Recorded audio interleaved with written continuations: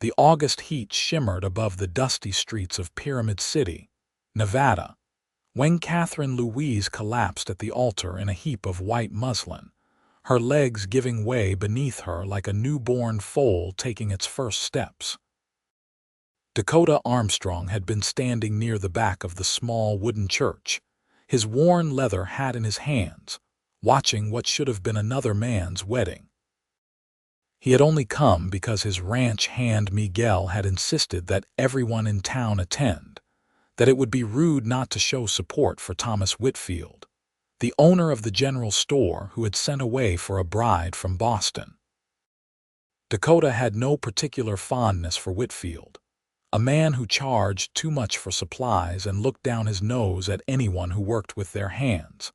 But he had shown up anyway, figuring he could slip out after the vows were exchanged and get back to the honest work of mending fences before the afternoon sun reached its peak. But then the bride, who had only arrived in Pyramid City the evening before on the stagecoach, had taken one look at her intended husband standing beside the preacher and simply crumpled, her face draining of all color. The gasps from the assembled townspeople echoed through the small church, and Dakota found himself moving forward before his mind had fully registered what his body was doing. He pushed past the rows of pine pews, his boots thudding against the rough-hewn floorboards, and reached the unconscious woman before Thomas Whitfield had even turned around. Dakota knelt beside her, his calloused hands surprisingly gentle as he checked for breathing and found her pulse steady at her throat. Her skin was like porcelain, pale and delicate, and he could see the slight flutter of her eyelids that suggested she might wake at any moment. Her dark auburn hair had come partially loose from its pins, spilling across the wooden floor like spilled wine. "Move aside, Armstrong," Thomas Whitfield barked, finally bending down with considerably less grace than Dakota had shown. "This is my bride, not some stray animal for you to tend to." Dakota looked up at the man, his jaw tightening. Thomas Whitfield was in his late 50s, with thinning gray hair combed carefully over his balding pate, and a paunch that spoke of too many years behind a counter. His eyes were cold and calculating, the eyes of a man who saw everything in terms of profit and loss. Dakota had heard through the gossip that traveled through small towns like wildfire that Whitfield had ordered a bride because no woman in Pyramid City or the surrounding territories would have him, despite his relative wealth.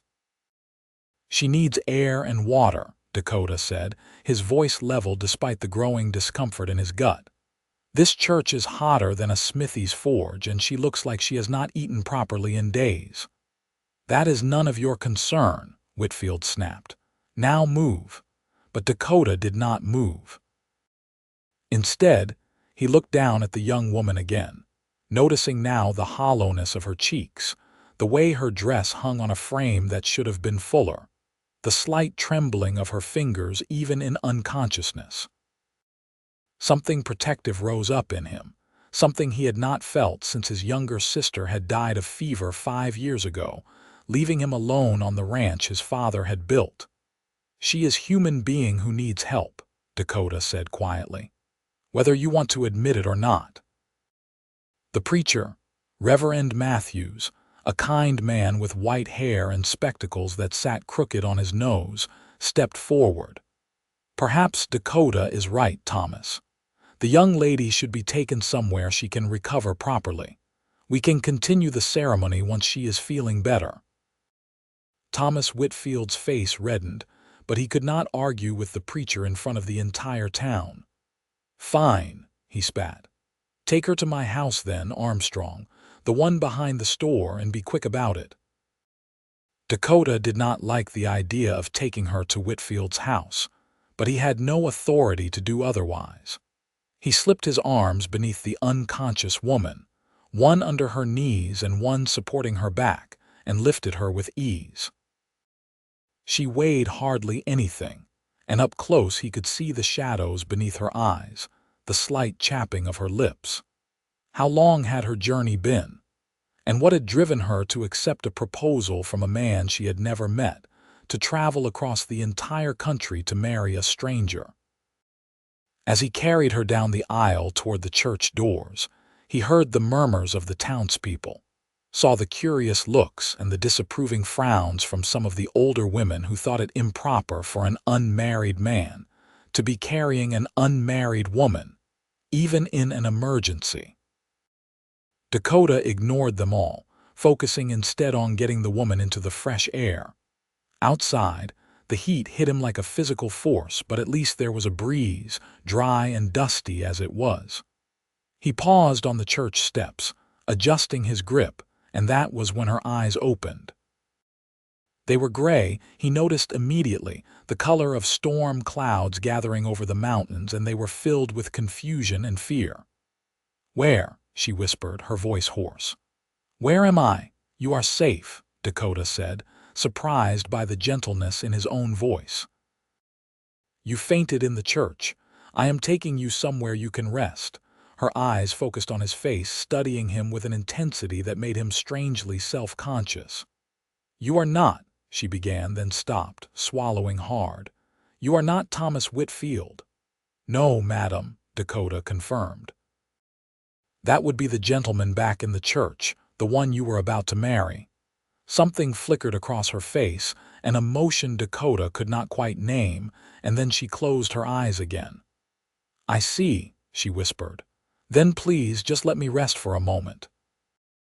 "I am taking you to his house," Dakota said, starting down the steps. "You can rest there." Her eyes flew open again, and this time there was unmistakable fear in them. "No," she said, her voice stronger now despite her weakness. "Please, not there, not yet."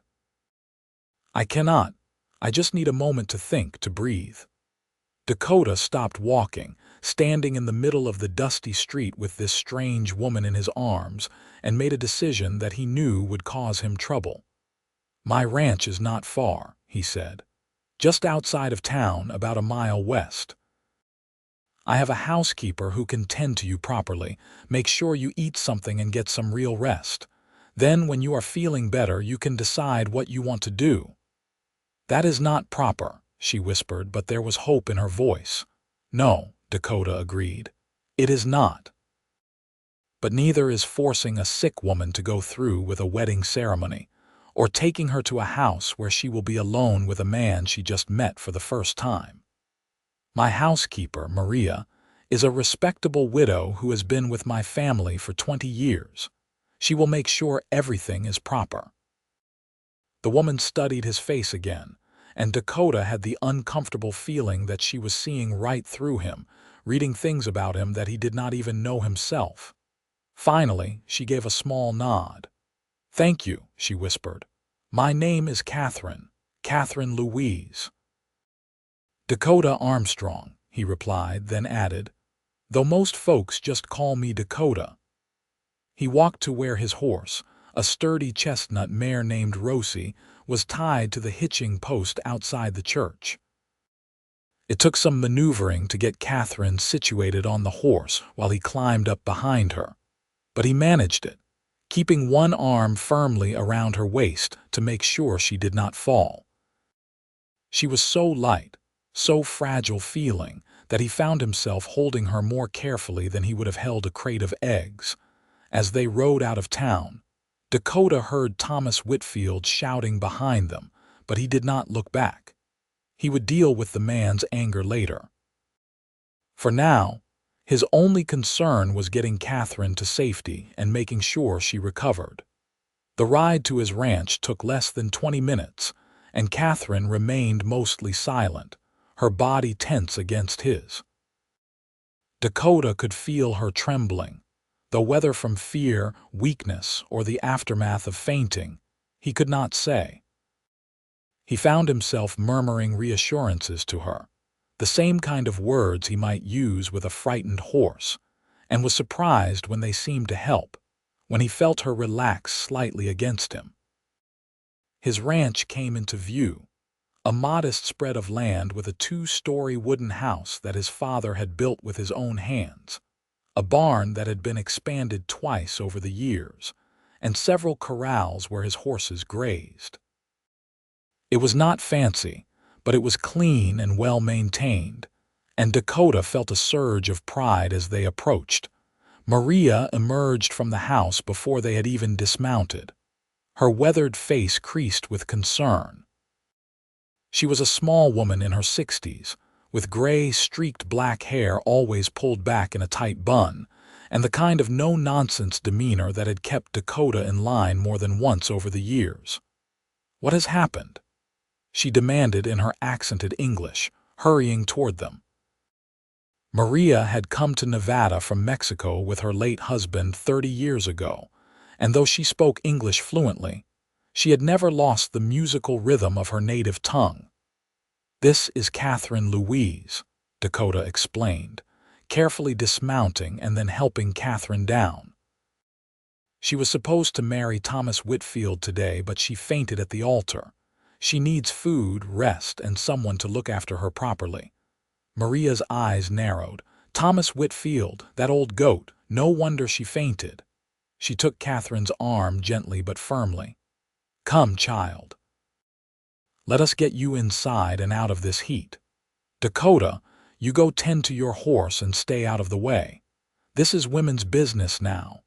Dakota nodded, grateful for Maria's quick understanding and even quicker action. He watched as Maria led Catherine into the house, talking to her in a low, soothing voice, before he turned to tend to Rosie.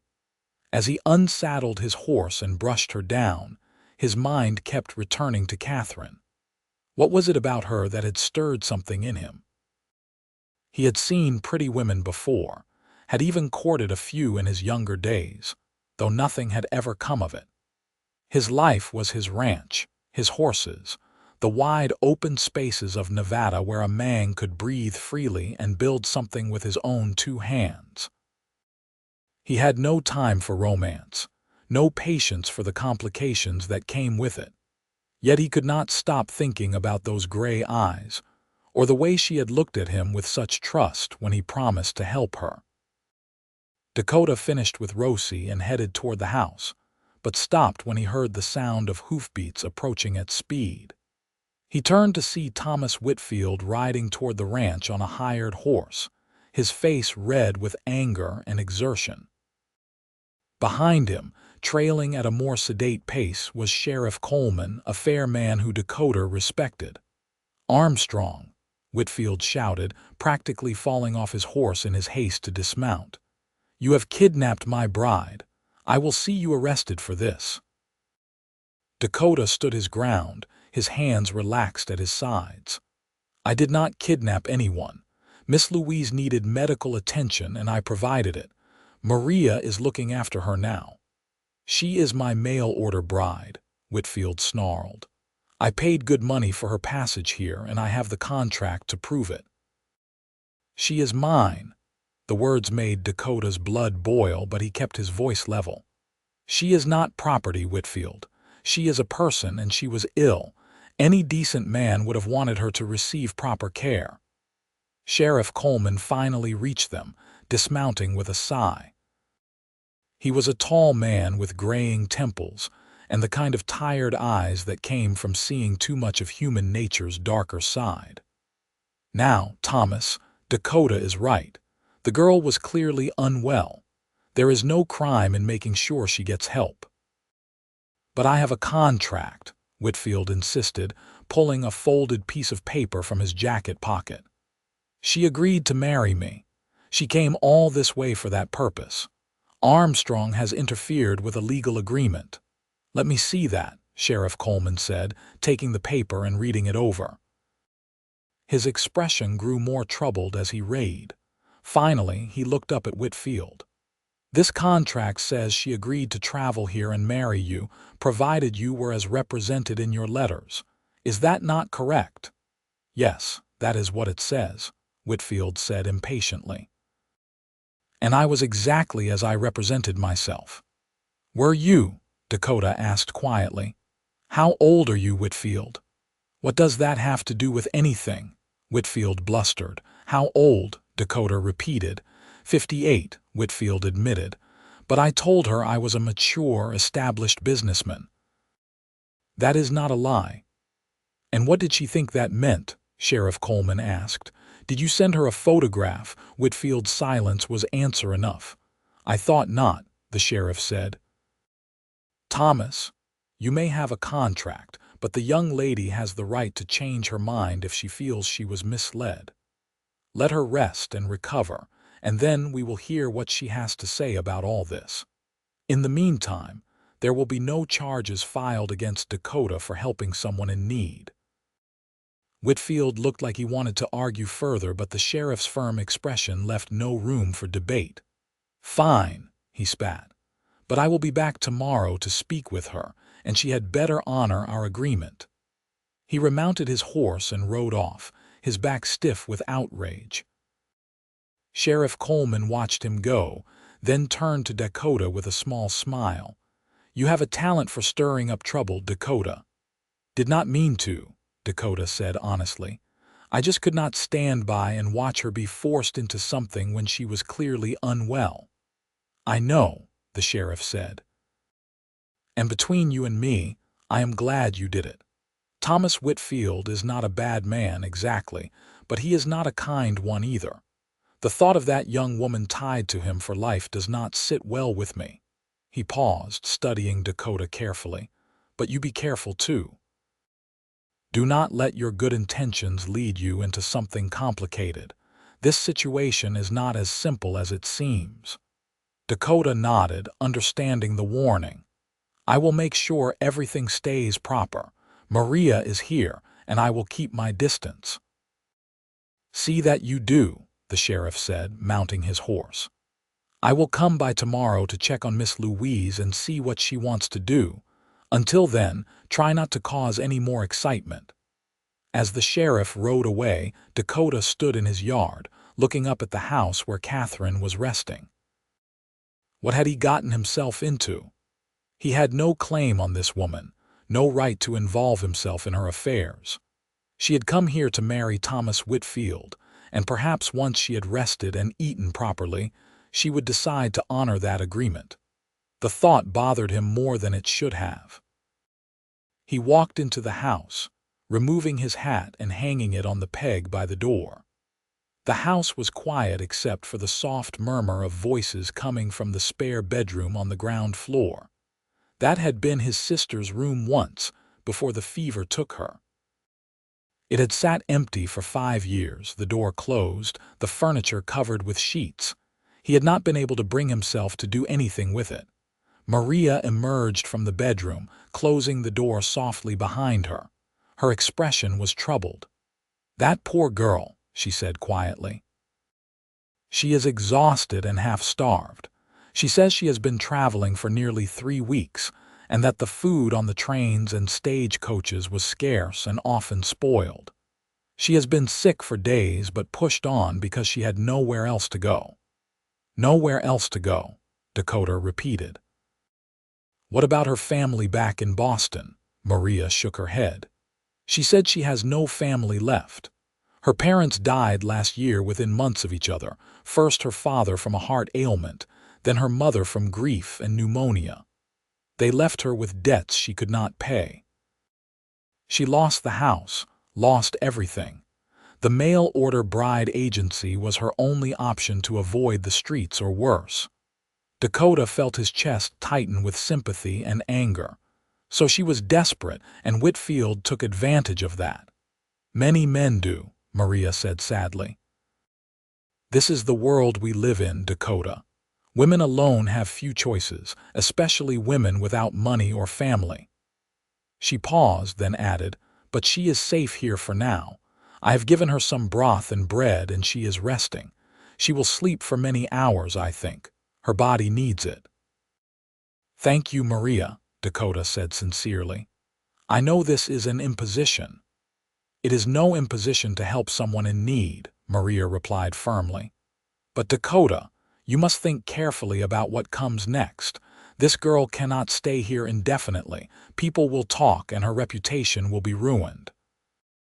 and Thomas Whitfield will not give up his claim on her easily. Dakota knew she was right, but he had no answers. For now, let her rest. Tomorrow we will figure out what to do. That night, Dakota could not sleep. He lay in his bed upstairs, listening to the familiar sounds of the ranch at night, the distant howl of coyotes, the rustle of the wind through the cottonwood trees, the soft movements of the horses in the barn. But his mind was full of Catherine Louise, of her gray eyes and her desperate situation, of the fear he had seen in her face when she thought he was taking her to Whitfield's house. He rose before dawn, as was his habit, and went about his morning chores.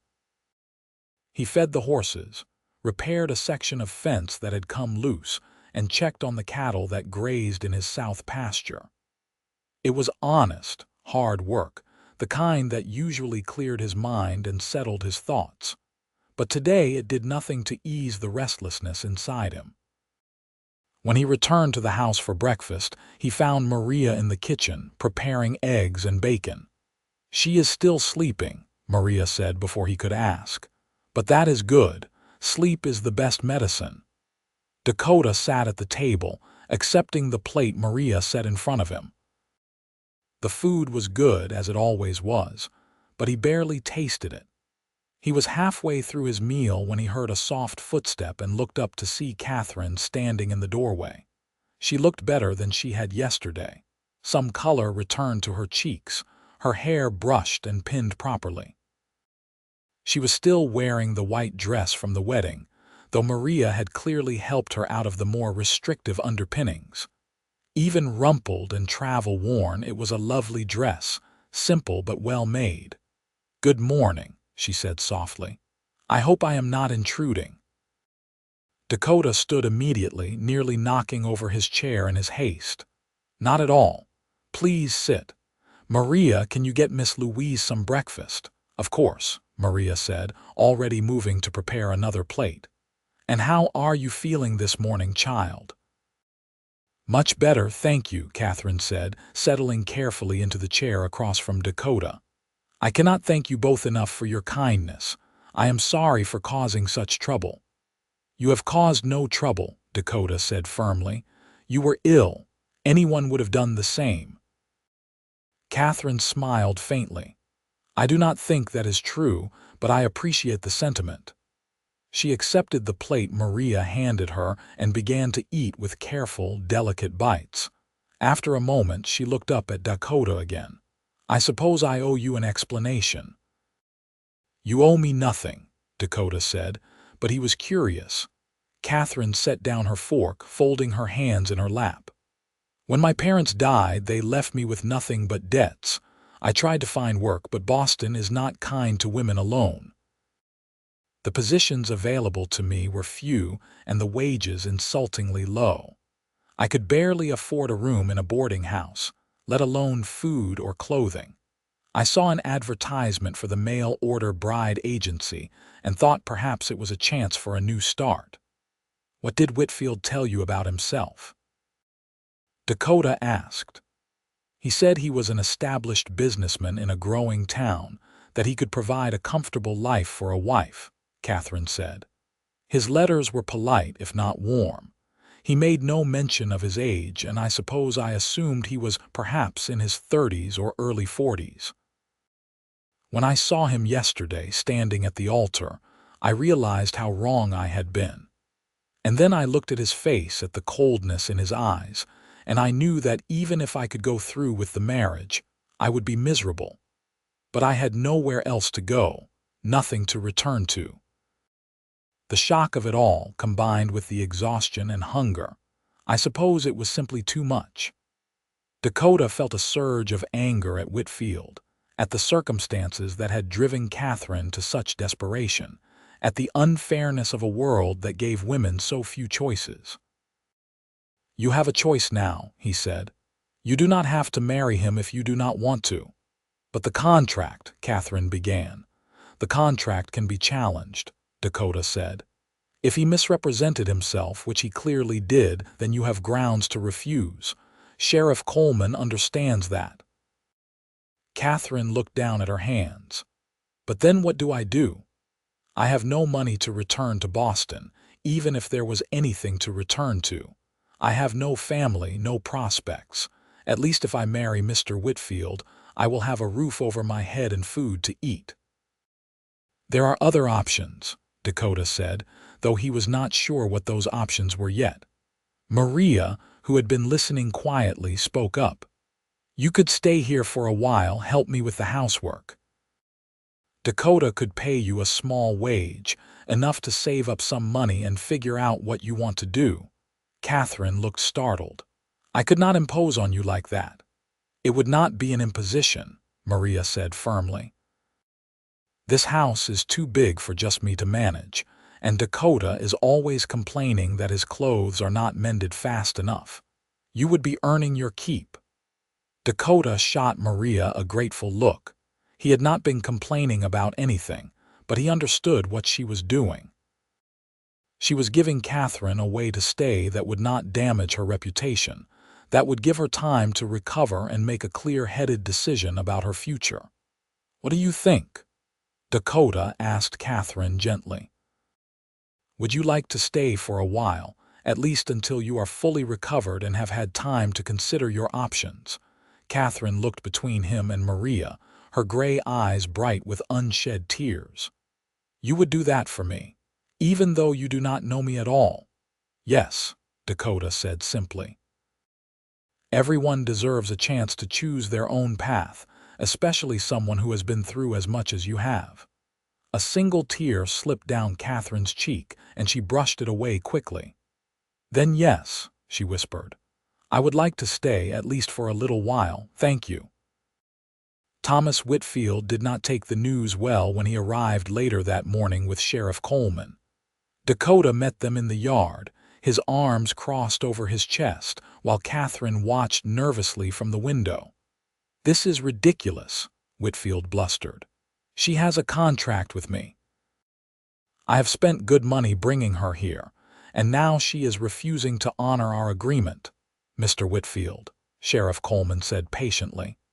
As I explained yesterday, Miss Louise has the right to refuse if she feels she was misled.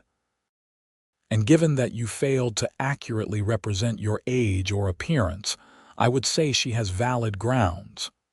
My age is irrelevant, Whitfield snapped. I can still provide for a wife. I am a successful businessman. That may be true, the sheriff said, but it does not change the fact that Miss Louise has decided not to marry you. You cannot force her. Then she should repay me for her travel expenses, Whitfield demanded. Every penny. Dakota felt his temper rising, but he kept his voice level. How much did you spend? Whitfield named a figure that made Dakota's eyebrows raise. It was not an insignificant amount, but it was not impossible either. I will pay you half that amount, Dakota said. That should more than cover the actual costs of her travel. The rest is your own fault for misrepresenting yourself. You will pay, Whitfield said, his eyes narrowing. Why would you do that unless you have designs on her yourself? I am helping someone in need, Dakota said firmly. Nothing more. Whitfield studied him for a long moment, then a nasty smile crossed his face. I see. Well, good luck with her, Armstrong. She may look pretty enough, but a woman desperate enough to become a mail-order bride is not worth much. You will find that out soon enough. Dakota took a step forward, his fists clenching, but Sheriff Coleman quickly moved between them. That is enough, Thomas. You will get your money, and that is the end of it. Now go back to town before I find a reason to arrest you for disturbing the peace. Whitfield glared at both of them, then turned on his heel and stalked back to his horse. They watched him ride away, and then the sheriff turned to Dakota with a sigh. You are going to pay him? Yes, Dakota said. It is worth it to be rid of him and to give Catherine her freedom. You are a good man, Dakota, the sheriff said. But be careful. People in town are already talking, and not all of it is kind. Make sure you keep everything proper here, or both your reputations will suffer. Maria is here as chaperone, Dakota assured him. "Everything will be above board." The sheriff nodded and left, and Dakota stood in his yard for a long moment, wondering what he had just done. He had just paid a significant amount of money to free a woman he barely knew from a contract she had made willingly. Why had he done it? He told himself it was simple human decency, that anyone would have done the same. But deep down, he knew it was more than that. There was something about Catherine that called to him, something that made him want to protect her, to see her smile, to know she was safe and happy. It was a dangerous feeling, one he had no business entertaining. She was vulnerable and grateful, and that was no basis for anything real. Once she recovered fully and had time to settle herself, she would probably leave, find her own path, and he would return to his solitary life on the ranch. That was how it should be. But as he walked back to the house and saw Catherine standing in the doorway, a tentative smile on her face, he could not quite make himself believe it. Over the next few weeks, Catherine settled into life on the ranch with surprising ease. She helped Maria with the cooking and cleaning, tended the vegetable garden, and even learned to feed the chickens and collect eggs. Dakota watched her transform from the pale, frightened woman he had carried out of the church into someone healthier, more vibrant, with color in her cheeks and life in her eyes. They fell into a comfortable routine. Dakota rose before dawn to tend to the horses and cattle, working through the morning hours while Catherine and Maria managed the house. At midday, they would all gather for lunch, and Dakota found himself looking forward to those meals more and more. Catherine was intelligent and well-read, able to discuss everything from current events to literature to philosophy. She had a quick wit and a gentle sense of humor that surprised him, and he discovered that he could make her laugh with stories of ranch life and the various mishaps that came with it.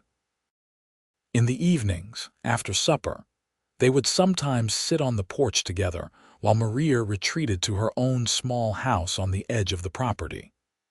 It was all perfectly proper, always in view of anyone who might pass by, but those evening conversations became the highlight of Dakota's day. "Tell me about your family," Catherine asked one evening as they watched the sun set over the mountains, painting the sky in shades of orange and pink. Dakota was quiet for a moment, gathering his thoughts. "My father built this ranch from nothing. He came to Nevada during the silver rush in the 60s, but he was smart enough to realize that the real wealth was in the land, not the mines. He homesteaded this property and started breeding horses. Good horses were always in demand, whether times were good or bad." "And your mother?" Catherine asked gently. "She died when I was 12, Dakota said. "Childbirth. The baby died too, a little boy who never took a breath. My father was never the same after that. He threw himself into the work, barely spoke, barely smiled. But he taught me everything about running a ranch, about breeding horses, about living off the land. He died about 8 years ago, left me all this." "You mentioned a sister," Catherine said softly. Dakota nodded, his throat tight. "Anna. She was 5 years younger than me, full of life and laughter. She wanted to be a teacher, used to practice by teaching the ranch hands to read. Then one summer she got a fever, and in less than a week she was gone. She was only 19. He gestured toward the house. "The room you are staying in was hers." Catherine reached over and placed her hand gently on his. It was the first time she had voluntarily touched him, and Dakota felt the warmth of it spread through his entire body. "I am so sorry," she said. "Losing people we love is the hardest thing in the world." "Yes," Dakota agreed, turning his hand over so his palm touched hers. "But it also makes us appreciate the people who are still here, who come into our lives and remind us that there is still goodness in the world." Catherine blushed slightly but did not pull her hand away. They sat like that for a long moment, hands linked, watching the sun disappear behind the mountains. Dakota felt something shift between them, something unspoken but real, and he knew that his feelings for Catherine had grown far beyond simple compassion. He was falling in love with her. The realization should have frightened him, but instead it felt right, like coming home after a long journey. He had known her for less than a month, yet she had become essential to him, as necessary as air or water. He looked forward to seeing her smile in the morning, to hearing her laughter during their meals, to these quiet conversations in the evening. The ranch felt more like a home now than it had in years, filled with warmth and life that had been missing since Anna died. But did Catherine feel the same way? She was grateful to him, certainly, and she seemed to enjoy his company. But gratitude was not love, and comfort was not the same as desire. She had been through so much, had come to Nevada expecting one kind of life and found something completely different. What if she was simply biding her time until she could figure out what to do next? What if, once she had saved enough money and regained her confidence, she would leave? The thought made his chest ache, but he forced himself to consider it. Catherine deserved to make her own choices, free from pressure or obligation. If he cared about her, truly cared, then he had to give her that freedom even if it meant she chose to leave. "You are very quiet," Catherine said softly, breaking into his thoughts. "Is something wrong?" Dakota looked at her, at the concern in her gray eyes, at the way the fading light caught the auburn highlights in her hair. "No," he said, and it was not entirely a lie. As long as she was here, nothing was wrong. "I was just thinking how much I have enjoyed having you here." "I have enjoyed being here," Catherine said, her voice equally soft. "More than I can say. You and Maria have been so kind to me, kinder than I had any right to expect. You saved me, Dakota, not just from fainting or from Mr. Whitfield, but from a life that would have made me miserable. I will never be able to repay that debt." "You do not owe me anything," Dakota said firmly. "You have earned your keep a dozen times over with all the work you have done. And besides, having you here has been good for me too. This house was too quiet before, too empty." "You have brought it back to life." Catherine smiled, but there was something wistful in her expression. "Still, I cannot stay forever. Eventually I will need to figure out what comes next, where I will go." "Where do you want to go?" Dakota asked, his heart hammering in his chest. Catherine looked out at the darkening landscape, at the vast expanse of Nevada spread out before them. "I do not know," she admitted. "A month ago I thought I knew exactly what my life would be. I would marry Mr. Whitfield, become a shopkeeper's wife, live out my days in a small town in Nevada. It was not what I had dreamed of as a girl, but it seemed safe, secure. Now, everything is uncertain again, and I find that both frightening and exhilarating." "What did you dream of as a girl?" Dakota asked. Catherine laughed softly. "Foolish things. I wanted to travel, to see the world, to have adventures. I wanted to fall in love with someone who looked at me the way my father looked at my mother, like I was the most precious thing in the world. I wanted children, a home filled with laughter and warmth. I wanted a life that mattered, that meant something." She shook her head. "But those are the dreams of someone who has not yet learned how hard the world can be." "They do not sound foolish to me," Dakota said quietly. "They sound like the dreams of someone who knows what is important in life." Catherine turned to look at him, and in the fading light, Dakota saw something in her eyes that made his breath catch. It was the same thing he felt, the same longing, the same hope. He leaned toward her, drawn by a force he could not name, and she did not pull away.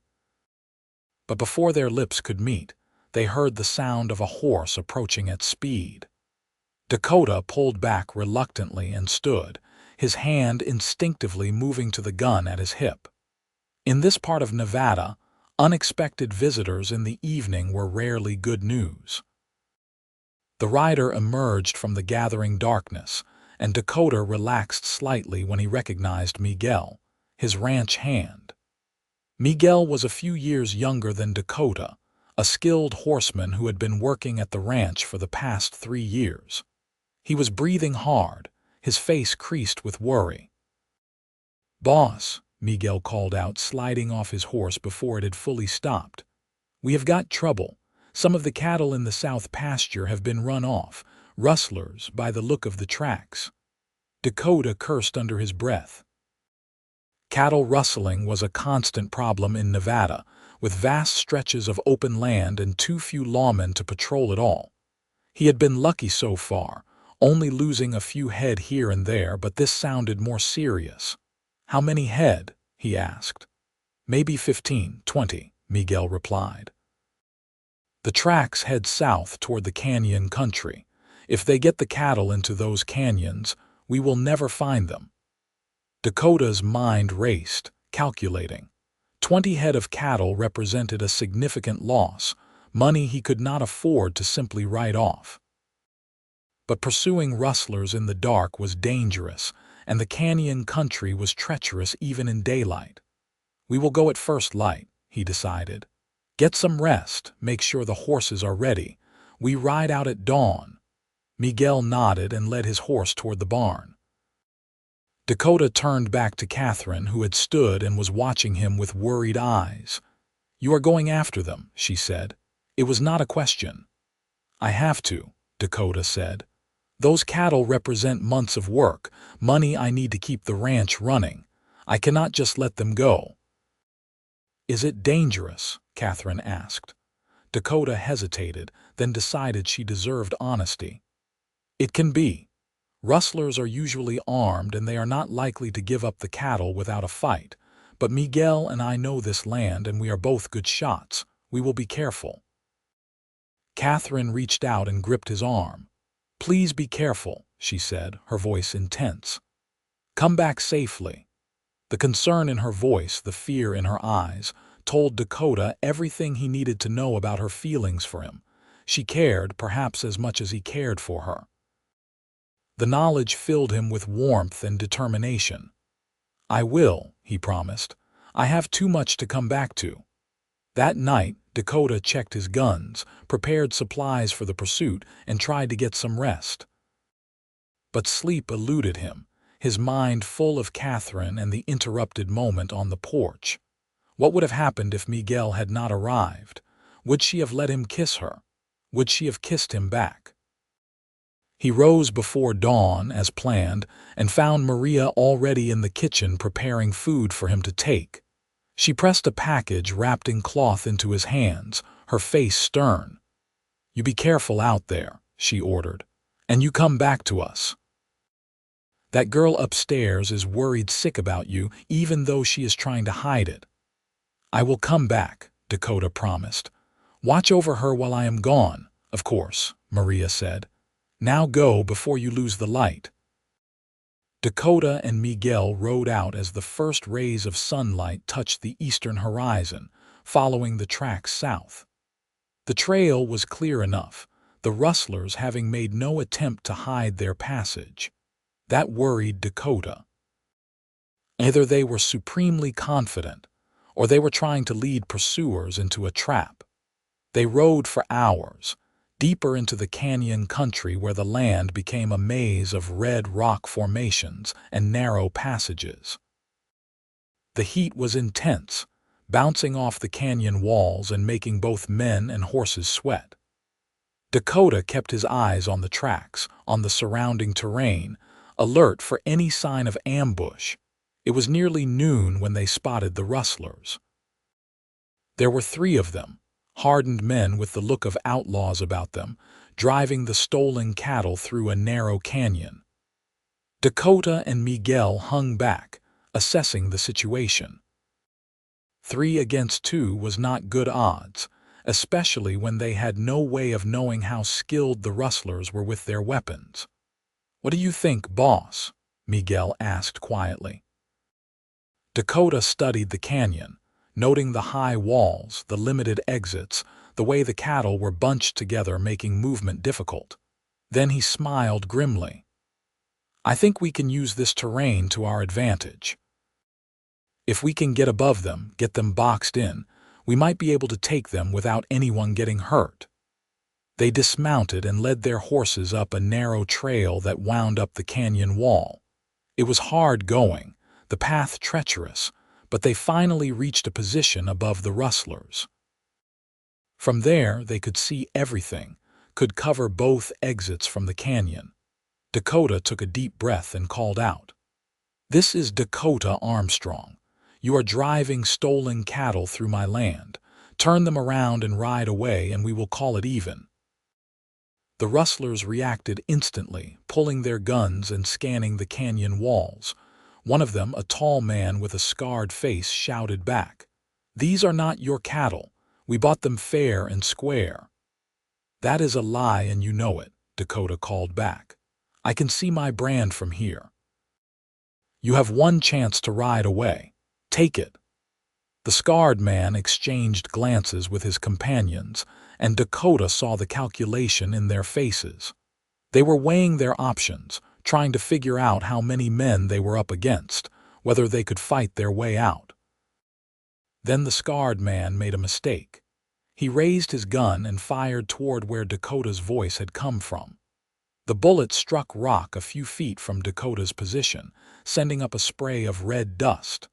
Dakota and Miguel returned fire, aiming carefully. They were not trying to kill anyone, just trying to make the rustlers understand that they were serious and well-positioned. The canyon echoed with gunfire, the cattle lowing in fear and beginning to scatter. One of the rustlers took a bullet in the shoulder and fell from his horse with a cry of pain. The other two, realizing they were at a disadvantage, threw down their guns and raised their hands. "All right," the scarred man shouted. "All right, we are done. Do not shoot." Dakota and Miguel made their way carefully down to the canyon floor, keeping their guns trained on the rustlers. Miguel collected their weapons while Dakota checked on the wounded man. The bullet had gone clean through, missing anything vital, but he needed medical attention soon. "Tie them up," Dakota ordered Miguel. "We will take them back to Pyramid City and let Sheriff Coleman deal with them." It took the rest of the day to round up the scattered cattle and drive them back toward the ranch, with the three rustlers tied up and riding ahead of them. By the time they reached the outskirts of Pyramid City, the sun was setting again. Dakota left Miguel to drive the cattle the rest of the way home while he took the rustlers to the sheriff's office. Sheriff Coleman was surprised but pleased, taking the men into custody and promising to see them tried for cattle theft. "You did good work, Dakota," the sheriff said. "And you managed it without anyone getting killed. That is no small thing." "Just glad to have my cattle back," Dakota replied, exhausted now that the adrenaline had worn off. He rode back to the ranch in the dark, every muscle aching, his mind blank with tiredness. All he wanted was to sleep for a week. But when he finally reached home and dismounted in front of the barn, he saw Catherine standing on the porch, a lantern in her hand. She set the lantern down and ran toward him, her face streaked with tears. "Thank God," she breathed. "Thank God you are all right. When it got dark and you still had not returned, I thought something terrible had happened." Dakota caught her as she reached him, and then, without thinking, without planning, he pulled her close and kissed her. She froze for just an instant, and then she was kissing him back, her arms winding around his neck, her body pressed against his. The kiss was everything he had imagined and more, filled with all the fear and relief and longing they had both been holding back. When they finally broke apart, both breathing hard, Catherine looked up at him with shining eyes. "I was so frightened," she whispered. "All day, all I could think about was that you might not come back, that I might never get to tell you how I feel." "How do you feel?" Dakota asked, hardly daring to hope. "I love you," Catherine said simply. "I think I have loved you since the moment you carried me out of that church, since you looked at me with such kindness and promised I would be safe. I know it is too soon. I know I should wait, should be sure, but I cannot help it. I love you, Dakota Armstrong." Dakota felt something in his chest expand, something warm and bright that pushed away all the darkness and loneliness of the past years. "I love you too," he said, his voice rough with emotion. "I have loved you for weeks now, but I did not want to pressure you, did not want you to feel obligated. I wanted you to be free to choose your own path." "I choose this," Catherine said firmly. "I choose you, this ranch, this life." "If you will have me." "If I will have you," Dakota repeated incredulously. "Catherine, you are the best thing that has ever happened to me. You have brought joy and life and love back into this house, back into my heart. I would be honored if you would stay, if you would consider making this your home permanently." "Are you asking me to marry you?" Catherine asked, a smile playing at the corners of her mouth. Dakota realized that was exactly what he was asking, even if he had not put it into words yet. He dropped to one knee there in the yard, still covered in trail dust, exhausted and filthy and completely sincere. "Catherine Louise, will you marry me? Not because you have nowhere else to go, not because you are grateful for my help, but because you love me and want to build a life with me." "Yes," Catherine said, pulling him to his feet and kissing him again. "Yes, yes, 1,000 times yes." They were married 3 weeks later in the same church where Catherine had fainted, but this time everything was different. She wore a new dress, pale blue instead of white, that Maria had helped her make. Dakota wore his best suit, his hair neatly trimmed, his boots polished. Miguel stood up as his best man, and Maria served as Catherine's matron of honor. The church was full of townspeople, many of whom had come to see the scandalous conclusion to the story they had been gossiping about for weeks.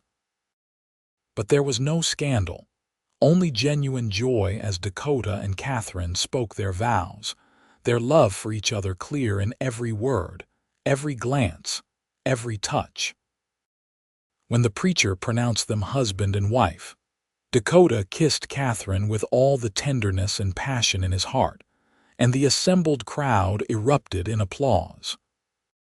Even Thomas Whitfield, who had been invited as a gesture of goodwill, managed a grudging nod of acknowledgement before slipping out early. The reception was held at the ranch, with tables set up in the yard and food prepared by Maria and several of the ranch wives. There was music and dancing, laughter and celebration that lasted long into the night.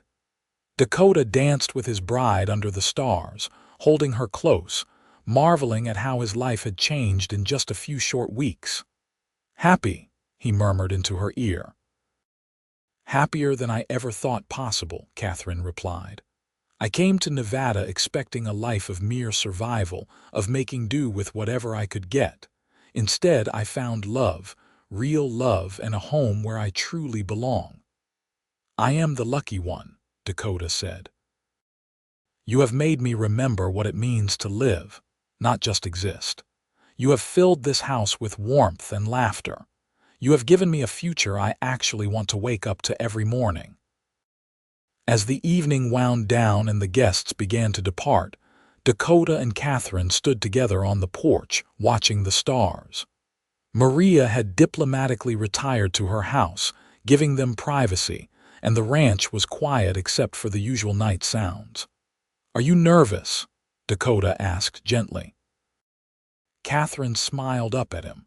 "A little," she admitted, "but mostly I am excited. I feel like my real life is finally beginning." Dakota took her hand and led her inside, up the stairs to his bedroom, which was now their bedroom. He had cleaned it thoroughly, put fresh linens on the bed, even picked wildflowers that Maria had arranged in a vase on the dresser. He wanted everything to be perfect for her. That night, they came together with a tenderness and passion that spoke of their deep love for each other. Dakota was gentle with Catherine, patient and caring, making sure she felt cherished and safe. She responded with a trust and openness that moved him deeply, giving herself to him completely. They learned each other slowly, discovering what brought pleasure, what made the other sigh or gasp or whisper words of love.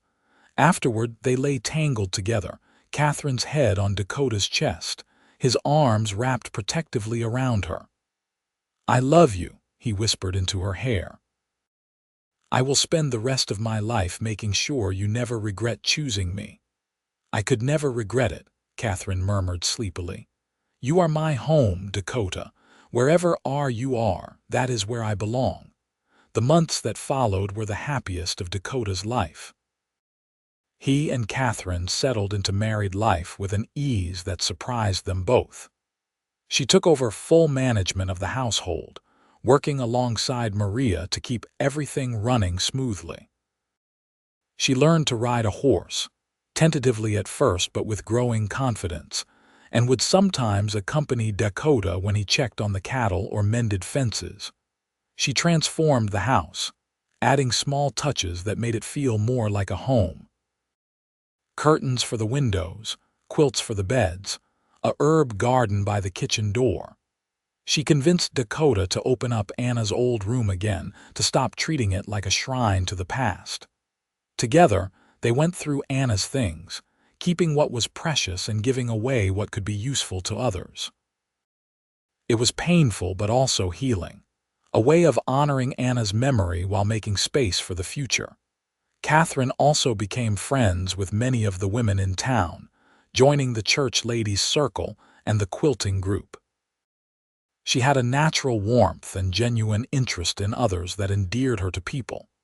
And soon the story of how she had fainted at her wedding to Thomas Whitfield and ended up marrying Dakota instead became a favorite romantic tale told throughout Pyramid City.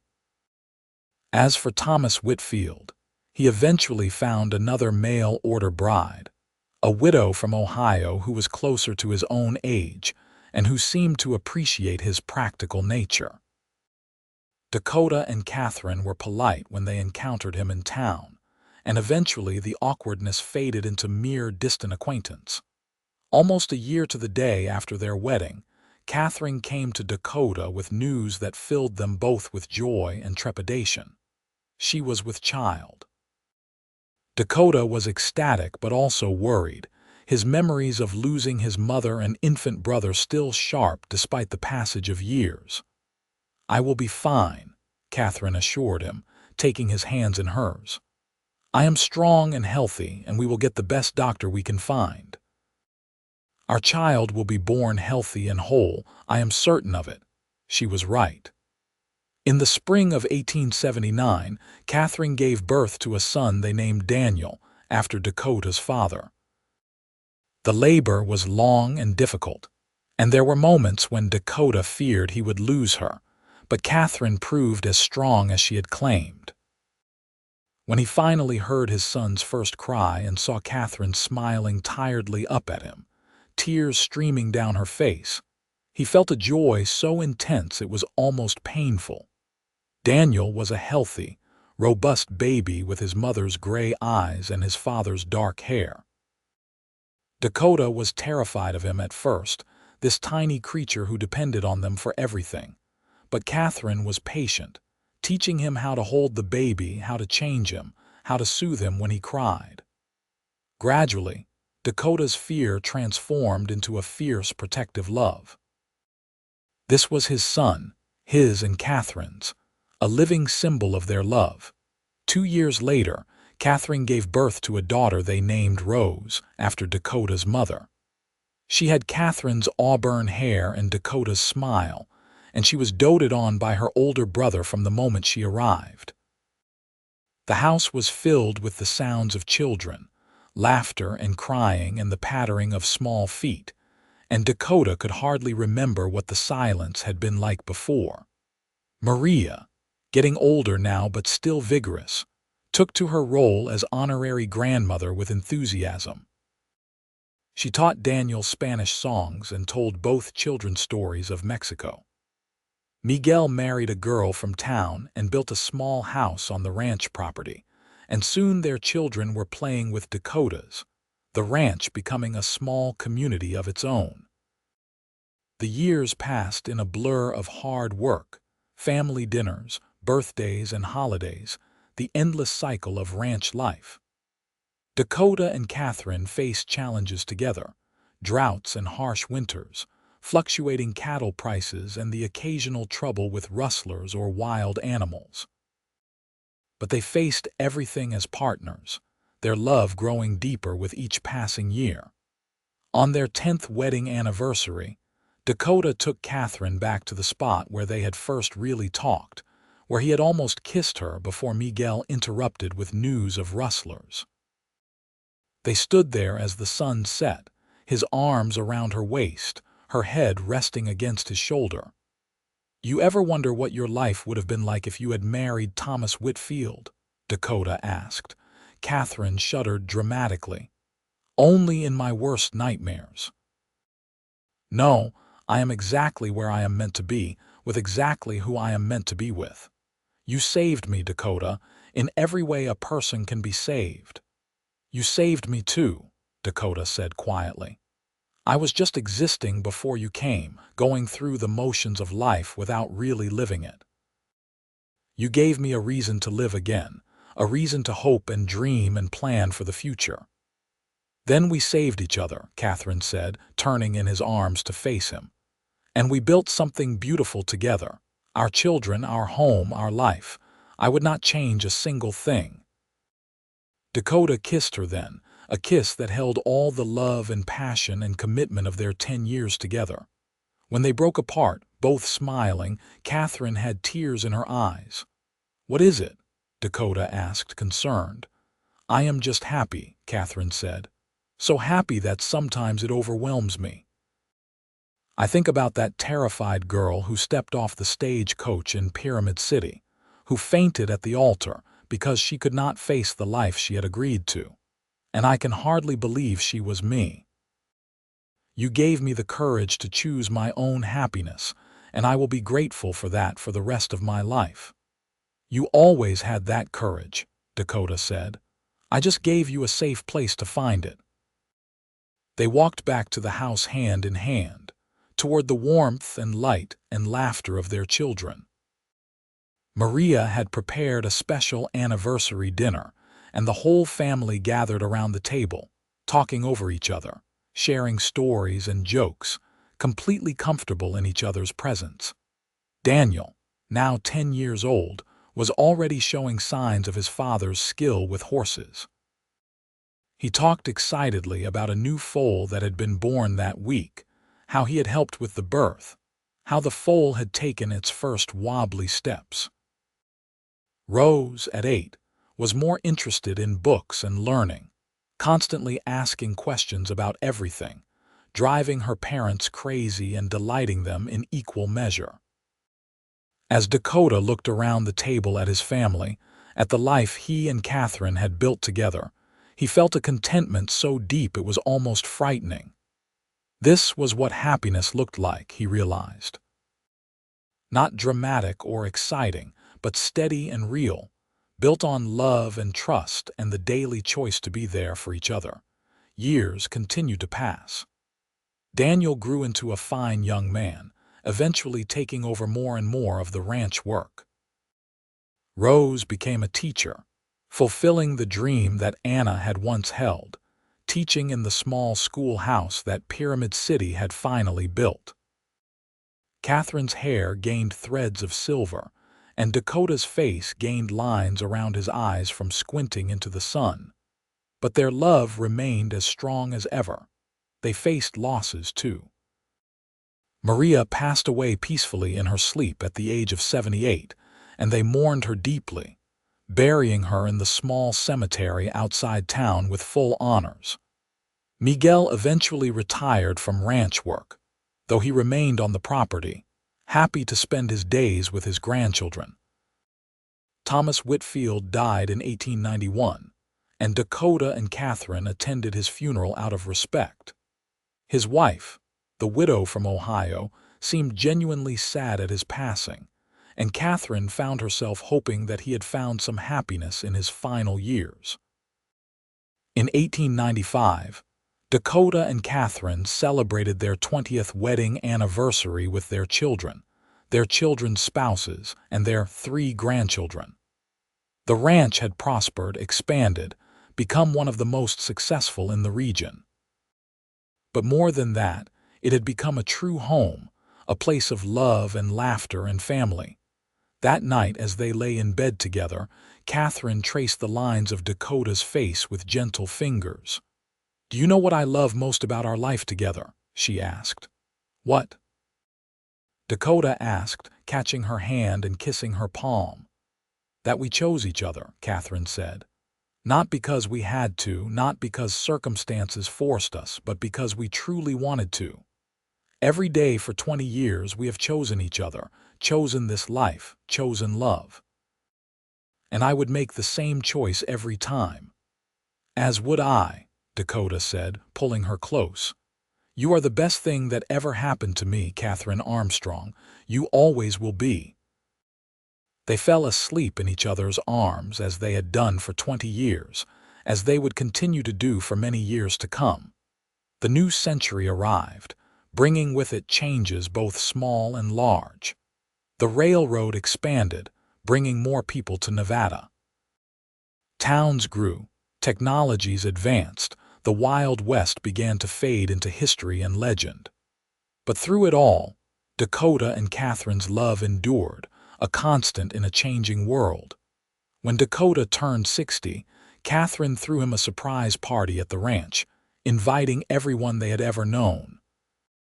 Their children and grandchildren came, of course, but so did ranch hands past and present, townspeople, friends from across the territory.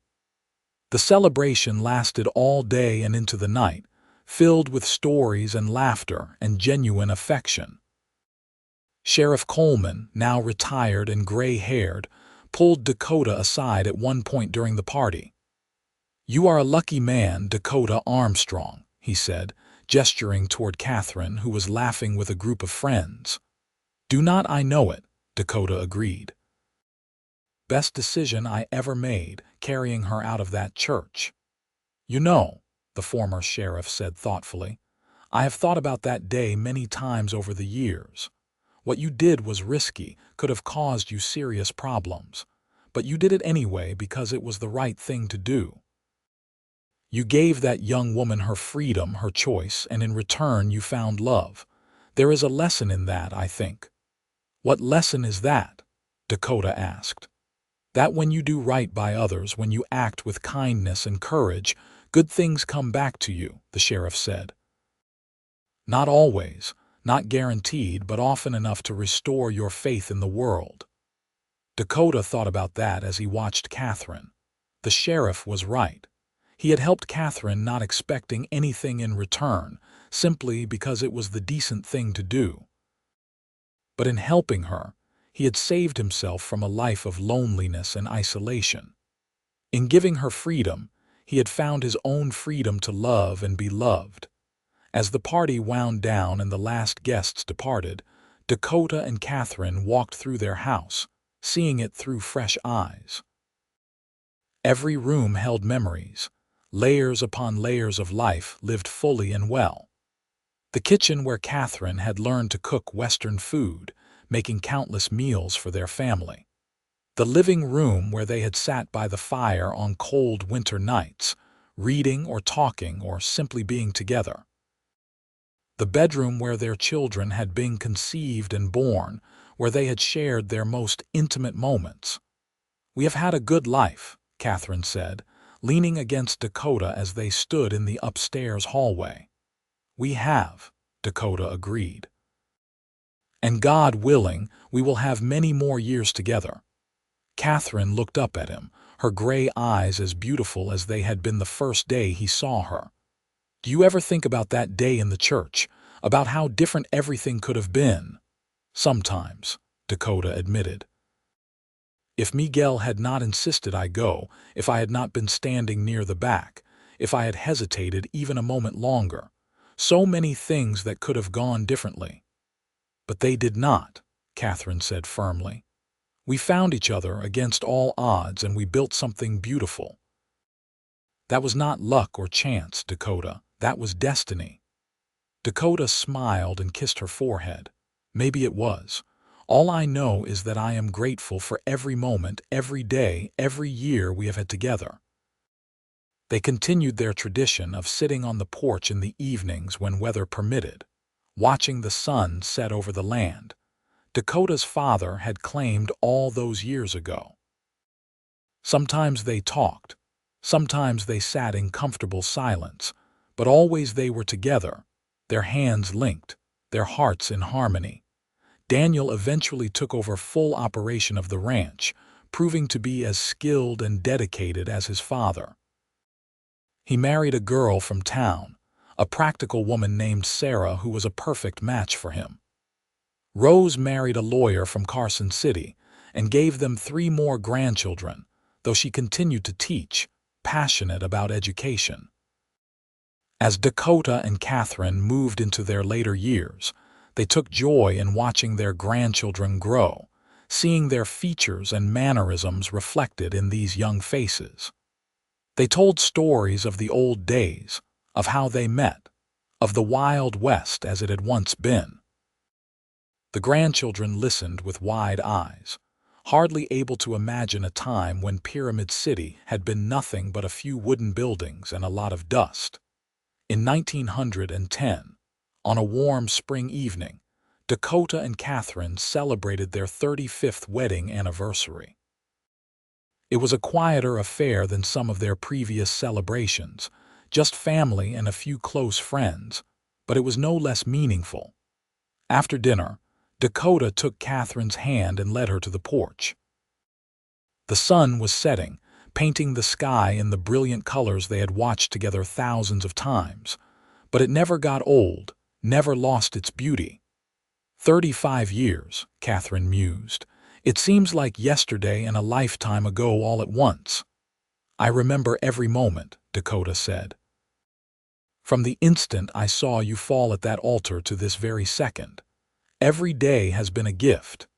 Even the hard days, Catherine asked with a smile. The times we argued or struggled, even those, Dakota confirmed. Because we faced them together and we came out stronger on the other side. That is what marriage is, Catherine. Not just the joy and love, though we have had plenty of that, but also the willingness to work through difficulties, to forgive, to support each other even when it is hard. Catherine rested her head on his shoulder, a gesture so familiar and comfortable that it required no thought. I used to think I knew what love was, she said softly. When I was young, reading romantic novels in Boston, I thought love was all passion and drama and grand gestures. And there has been some of that in our life together. But the real love, the deep love, is in the everyday moments. In the way you bring me coffee in the morning just the way I like it. In the way I mend your shirts even though my fingers ache. In the way we still reach for each other in the night, even after all these years. You are right, Dakota said, his voice thick with emotion.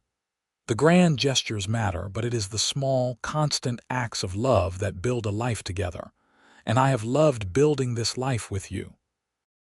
They sat in silence for a while, watching as the stars began to appear in the darkening sky. Somewhere in the distance, they could hear their grandchildren playing, their laughter carrying on the evening breeze. Inside the house, lights were being lit, casting a warm glow through the windows. You know what I realized recently, Catherine said suddenly. What? Dakota asked.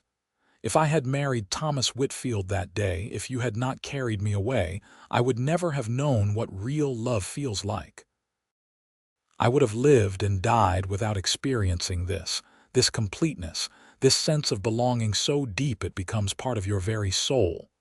The thought terrifies me, even now, so many years later. Dakota tightened his arm around her. But you did not marry him. You married me. And I promise you, Catherine, I will love you until my last breath and beyond. You are the other half of my soul, the best part of me. Without you, I am incomplete. And I am incomplete without you, Catherine replied. We fit together, you and I, like two pieces of a puzzle that were always meant to connect. As the night deepened and the air grew cooler, they finally went inside, walking hand in hand through the house that held so many memories. They checked on Daniel and his family, who were staying at the ranch for the anniversary.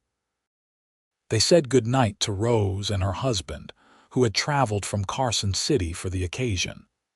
And then, finally, they retired to their bedroom, the same room where they had spent their wedding night 35 years ago.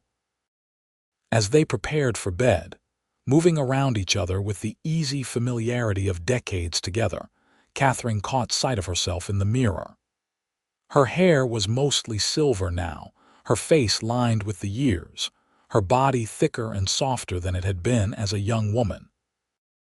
She made a face at her reflection. "I am not the young woman you married," she said with a sigh. Dakota came to stand behind her, wrapping his arms around her waist and meeting her eyes in the mirror. "No," he agreed, "you are better. You are the woman who has stood beside me through droughts and storms, who has borne my children and raised them with wisdom and love, who has made this house a home. You are the woman whose strength and courage never cease to amaze me, whose laughter still makes my heart light, whose presence in my life has made every day worth living. You are more beautiful to me now than you were the day I first saw you." Catherine's eyes filled with tears. "How do you always know exactly what to say?" "Because I mean every word," Dakota said simply. "I love you, Catherine, not for who you were or who you might be, but for exactly who you are right now in this moment." They climbed into bed, settling into their familiar positions, Catherine curled against Dakota's side, his arm around her shoulders. They had slept this way for 35 years, and Dakota could not imagine falling asleep any other way. "Dakota," Catherine whispered in the darkness. "Yes." "Thank you. For what? For everything.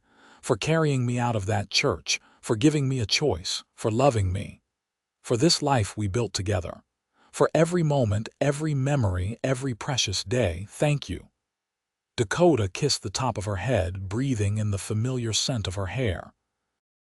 "Thank you for choosing me," he replied, "for loving me back, for making my life more than I ever dreamed it could be. I am the lucky one, Catherine, I always have been." They fell asleep like that, wrapped in each other's arms, their hearts beating in sync, two souls that had found each other against all odds and built a love that would last for all time. The years continued to pass, bringing with them the inevitable changes of aging. Dakota's joints ached more in the mornings, and Catherine moved more slowly than she once had. But their love remained constant, a steady flame that time could not extinguish. They watched their grandchildren grow and begin families of their own. They saw Pyramid City transform from a rough frontier town into a proper city with paved streets and electric lights. The Wild West they had known faded into memory, replaced by a more settled, civilized world. But some things remained the same. The land, the mountains in the distance, the vast Nevada sky. The ranch continued to thrive under Daniel's management, and the house remained filled with family and love. And through it all, Dakota and Catherine remained devoted to each other, their bond unshakable. On a cool autumn evening in 1918, they celebrated their 43rd wedding anniversary. Dakota was 71 now, his hair completely white, his movements careful and deliberate. Catherine was 63, her beauty transformed but not diminished by age. They sat on their porch as they had done thousands of times before, wrapped in blankets against the chill, watching the sun set. 43 years, Dakota said wonderingly. "Where did the time go?" "It went into our children, our grandchildren, our great-grandchildren," Catherine replied. "It went into this ranch, this home. It went into every sunset we watched together, every meal we shared, every night we fell asleep in each other's arms. The time did not go anywhere, Dakota. It became our life. And what a life it has been, Dakota said. I have no regrets, Catherine. Not a single one. Neither do I, Catherine agreed. Even the hard times, the losses, the struggles, I would not change any of it, because all of it, every moment, brought us here. And here is exactly where I want to be. They sat in comfortable silence as the sun disappeared below the horizon, the sky turning from gold to purple to deep blue. Stars began to appear, one by one, the same stars that had witnessed their love story from the very beginning. You remember that first evening we sat here together? Catherine asked. Before you went after the rustlers. I remember every detail, Dakota said. I was falling in love with you even then, though I tried to tell myself it was too soon, too impossible. I was falling in love with you too, Catherine admitted. I was terrified by it, this feeling that was so strong so quickly, but I could not help it. You made me feel safe and valued and cherished. You looked at me like I mattered, like my thoughts and feelings and dreams were important. No one had ever looked at me that way before. You did matter, Dakota said. You still do, you always will. Catherine reached over and took his hand, their fingers interlacing automatically. Promise me something, Dakota, anything. Promise me that no matter what happens, no matter how much time we have left together, we will treasure every moment. We will not take a single day for granted. I promise, Dakota said solemnly, though I have never taken any of our days for granted. Every morning I wake up next to you is a gift, and I know it. They went inside as the night grew colder, but the warmth between them remained. That night, as they lay in bed, Catherine nestled in Dakota's arms. She felt a contentment so complete that it brought tears to her eyes. This was love, real and true and lasting. This was what she had dreamed of as a young girl, even if she had not known exactly what form it would take. And it had all started with a moment of crisis, a moment when she had fainted at the altar and a cowboy had carried her away to safety. That single act of kindness had changed the entire course of her life, had given her everything she had ever wanted and more. I love you, she whispered into the darkness. I love you too, Dakota replied. Always and forever.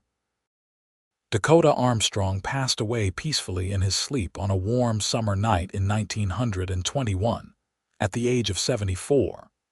He simply went to bed as usual, kissed Catherine goodnight as he had done for 46 years, and slipped away quietly in the early morning hours.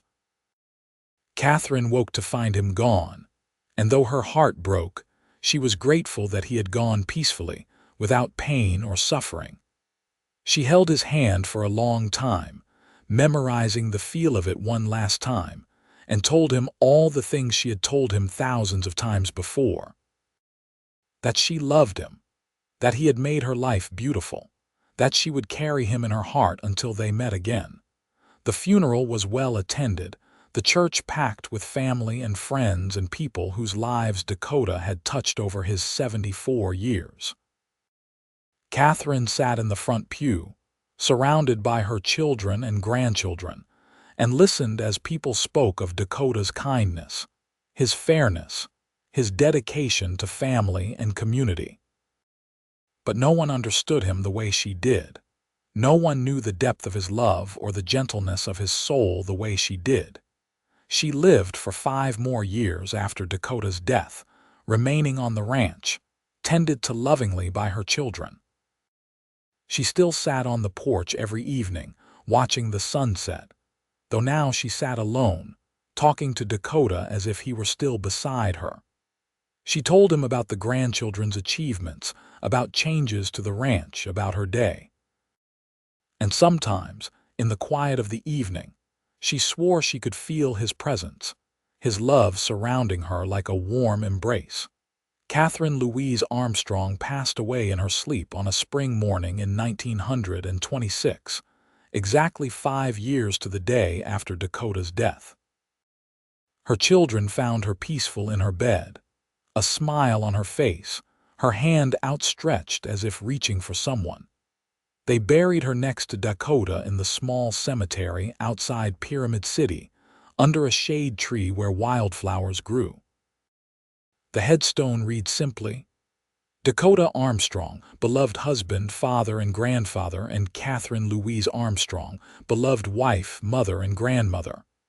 And beneath that, added at the insistence of their children, 2 hearts, 1 love, forever united. Their children and grandchildren continued the legacy they had built, running the ranch, raising families, telling the story of how Dakota had carried a fainting mail-order bride out of a church and won her heart instead. It became a family legend, passed down through generations, a reminder that love can be found in the most unexpected places, and that sometimes the greatest acts of courage come from simple kindness. The ranch remained in the family for generations, a testament to the life Dakota and Catherine had built together. And on warm summer evenings, when the sun set over the Nevada landscape in brilliant shades of gold and red, some family members swore they could see 2 figures sitting on the old porch, hands linked, watching the sunset together for all eternity. Their love story, which had begun with a fainting bride and a cowboy's compassion, had become something timeless, proof that true love endures beyond death, beyond time, beyond all the changes that life brings.